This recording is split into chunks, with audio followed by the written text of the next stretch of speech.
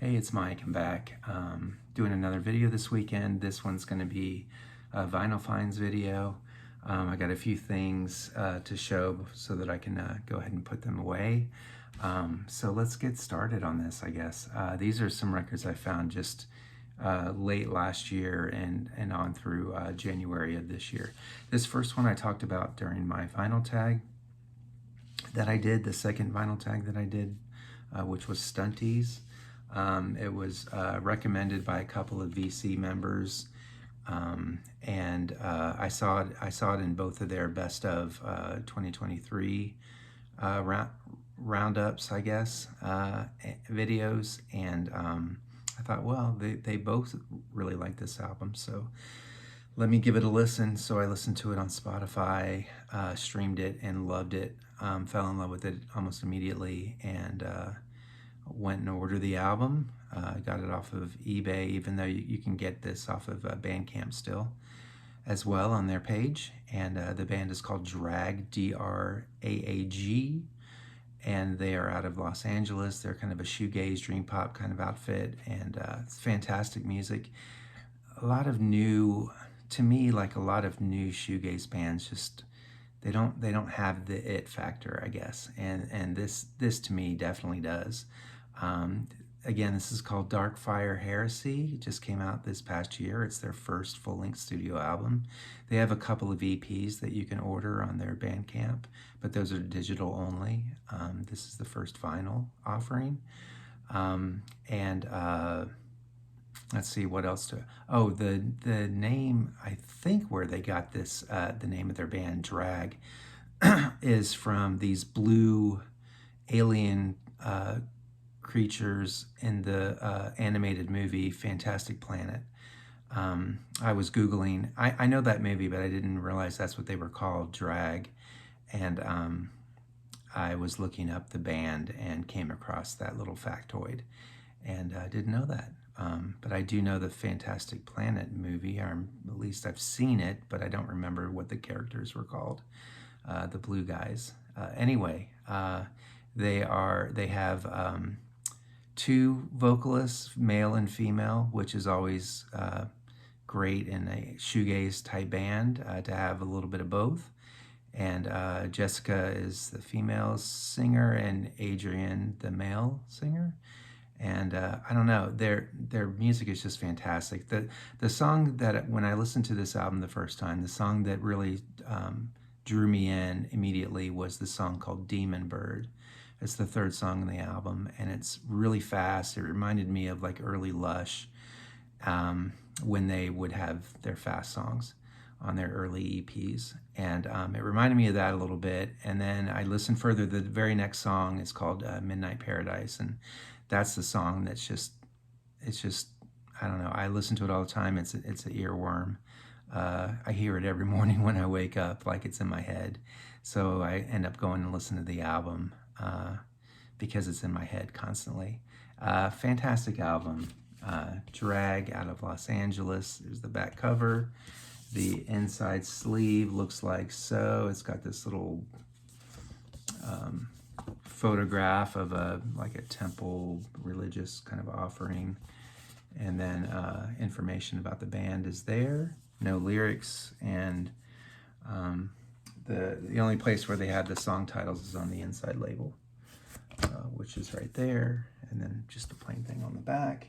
So anyway, Drag, love it. Can't recommend them enough. Next one, I showed this on my, I just did a box set video, and I showed these records, reissued, the Norwegian electronic house, ambient, whatever, electronica pop band out of Norway. They released 3 albums last year in various months throughout the year. Profound Mysteries is the name, and it's 1, 2, and 3. Fantastic stuff. And if you didn't watch my unboxing of this box set, go check that out. Otherwise, I'm just showing these. They're each 2 record sets, so six, they put out 6 records worth of music this past year in 2023. Reissued Love them. Oh, and I mentioned that they kind of sound a little bit like, they remind me of Goldfrapp a little bit. Well, Alison Goldfrapp sings on two of these songs. And I also, or two of these albums, on two of these records, she sings on two of the songs. Anyway, and I also mentioned the fact that they had announced that they had quit making music, and then they turned around and put out three records. Well, what they were talking about, I think, basically was that these are not only just music that they put out, but they put out like multimedia type things to go with this, little visualizer animations to go with each song, and also little short films. They hired or commissioned several movie directors to make little short films for each of these songs, or at least a lot of these songs. So it's kind of a it's not like people haven't done that before. People have done it before, but anyway, they just kind of wanted to branch out into more of a audio-visual kind of media instead of just records. So anyway, I think that's what they were talking about. Let's see, the next. I really like Luna. They are fantastic. It's Dean Wareham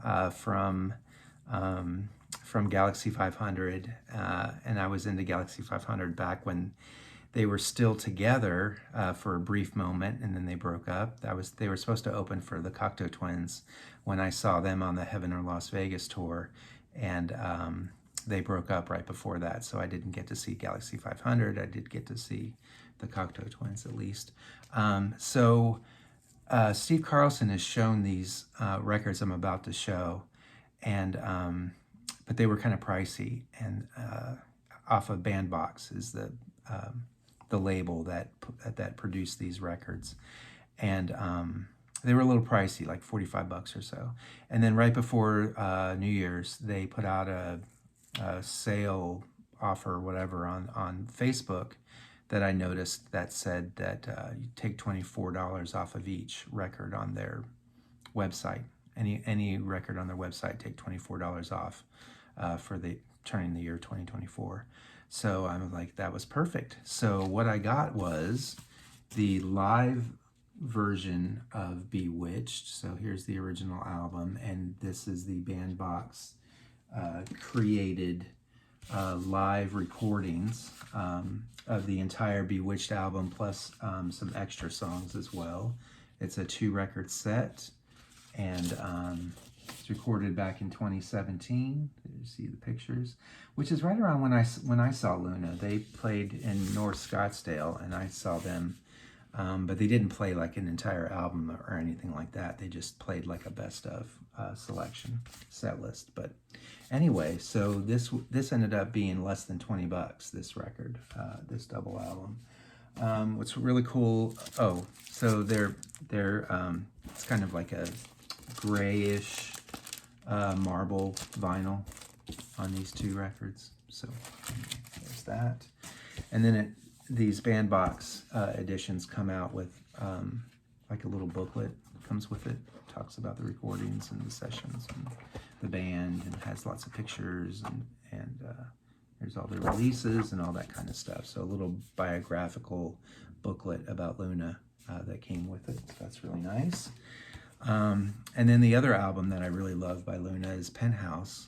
It's the album that came out right after Bewitched.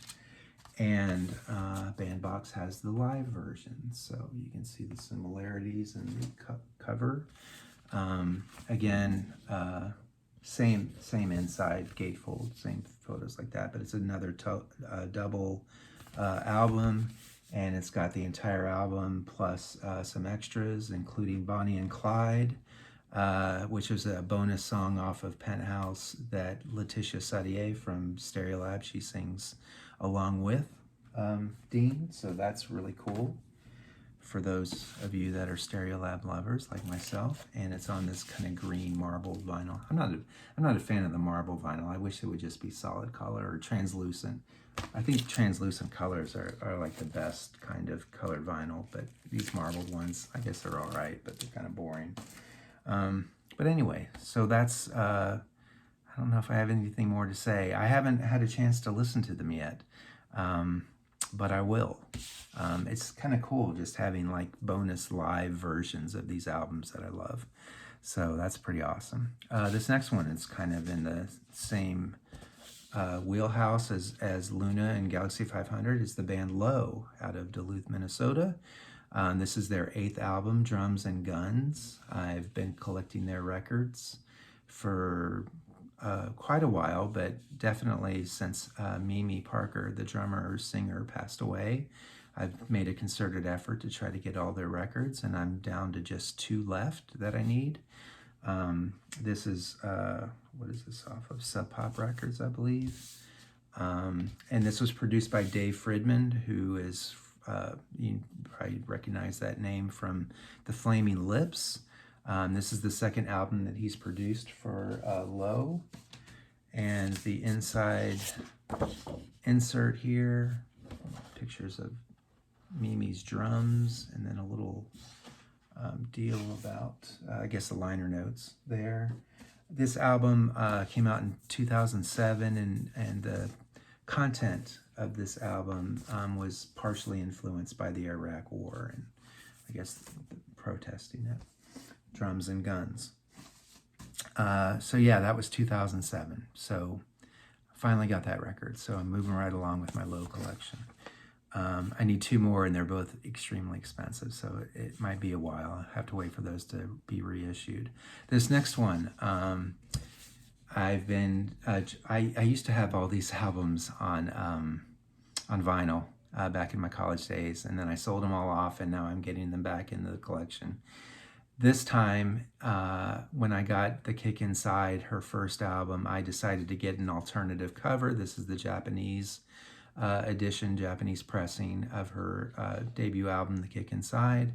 Originally, the one that I had originally was the one where she's kind of sitting sideways and she's wearing those big old sweater socks, which is an okay cover, but I definitely prefer out of all I think there's like 6 alternate covers, and I like this one the best, so I ordered this one off of eBay.